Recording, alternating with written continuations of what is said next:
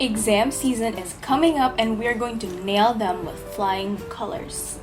As an experienced, above average student myself, I have gathered some tricks over the past few years that will help you get the grade that you've been raving about and dreaming about.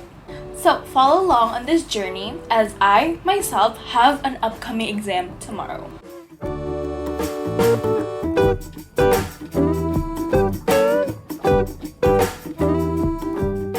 Alright, my first tip is to make a study plan. How you organize the time will definitely aid you in how you utilize the time that you have.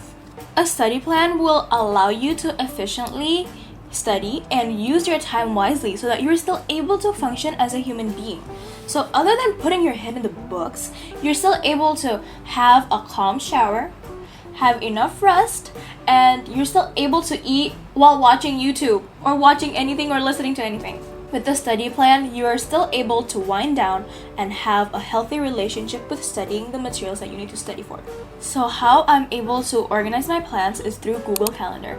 With Google Calendar, I'm able to mark my exams and my upcoming appointments very easily. So what I do on Google Calendar is I pick a chunk of time that I have my event on, and then I drag it and create an event, and I just write whatever event I have. Then I choose the correct timestamp so that I'm able to get it done accurately. But if marking things on Google Calendar is a little bit too complicated for you in the middle of the night to be planning your day, don't worry about it. You're still able to write whatever you have in hand. You have your schedule, and you can just put it, you can just type it somewhere. You can write it on your sticky notes, or you can even type it in your WhatsApp. Or even Notion. You can type it anywhere you want. Other than planning your day, you also need to prioritize how you will study. For me personally, I like to study from the chapters with the most information because they are way more overwhelming than those 2 pages of notes. So, I will just choose whichever one has the most information, and I will study the lesser information chapters after that. It also depends on how you want to study. If you want to study with the information that you are seriously not familiar with because you didn't attend that day because you slept in, you can always start with, that information that you don't know about. You can start on whichever chapter you want as long as it's efficient. It all really depends on how you prioritize your time. In conclusion, by making a study plan, you are able to efficiently study and function as a human being. My second tip is to revise, review, repeat. Did you know that study has shown, and I have personally felt myself, that when I revise and I repeat it and I review it, more information tend to stick to my brain. And it has significant benefits to your long-term memory. So, in order to revise, review, and repeat, you are able to use so many methods, such as first, with Quizlet, you are able to review the materials again and again since they have electronic flashcards, so you don't even have to write them on. You can just type it in your phone. So you can be doing this in bed, you can be doing it on the subway station, you can even be doing it everywhere you walk. Secondly, you can also doing this by saying the materials that you have over and over again. Granted, it does become very tiring, but it works. It works because you're saying it out loud, so it's sticking to your brain. And the third method is, by the way, I hated this method when I was taking AP classes in high school, is using the Cornell system method. So what I did is I did all my notes in my Cornell notes, and Cornell notes are so efficient. So I printed out my Cornell notes, and as you can see, there are questions on the left column, while there's also some knowledge and information I got from the textbook and PowerPoint on the right. And if you look at the bottom, there's a summary that summarizes each page. I used to hate so much in high school actually worked really well for my last exam. So with all these methods, it is so important for you to revise, review, and repeat. So the third tip is to study with a friend. So for this moment right now, I'm currently going through my mid-exam week, and trust me when I tell you that I have not been communicating with anyone else right now because I want to be stuck in my room after spending like a quarter just communicating every day.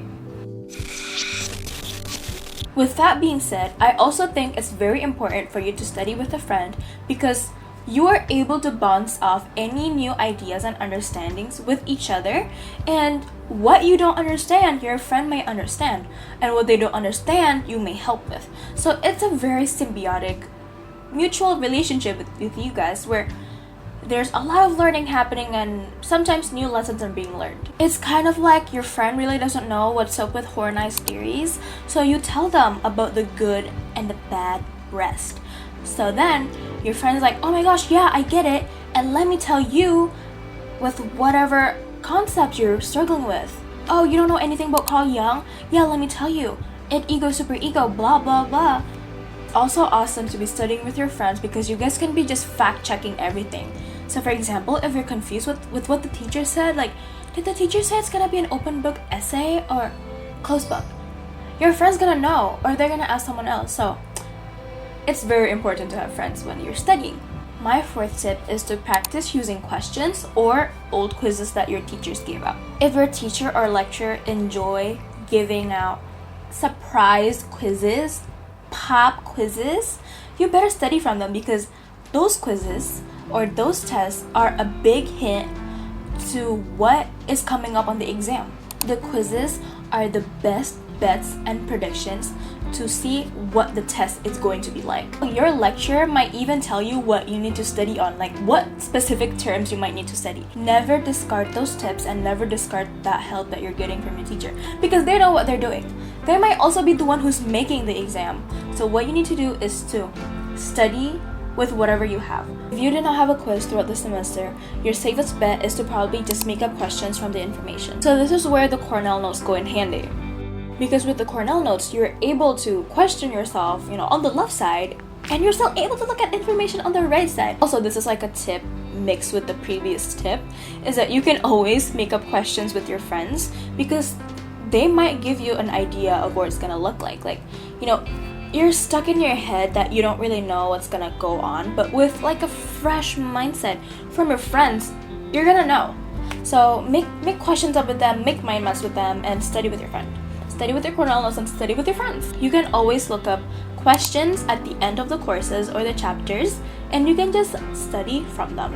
My final tip for you is to take care of your health. You need to take care of your mental health and your physical well-being. You want to make sure that you come into the exam room ready, with a pretty outfit on, with your makeup on, telling everyone that you're ready to ace this exam. You also want to make sure that you are not undernourished and you have not been hungry because you have not been eating because you have been stressing out. You also don't want to be sleepy coming into the exam room.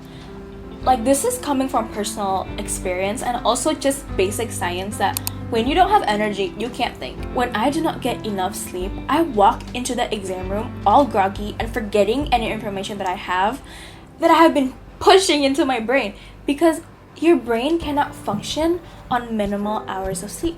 So it is a good tip in general to be having a healthy routine or a healthy habit consisting of healthy eating behaviors, getting enough hours of sleep, and also having enough time to de-stress and treat yourself. With all the routines that you can do to have a clear mind, you're able to walk into the exam room confident with so much information in your head.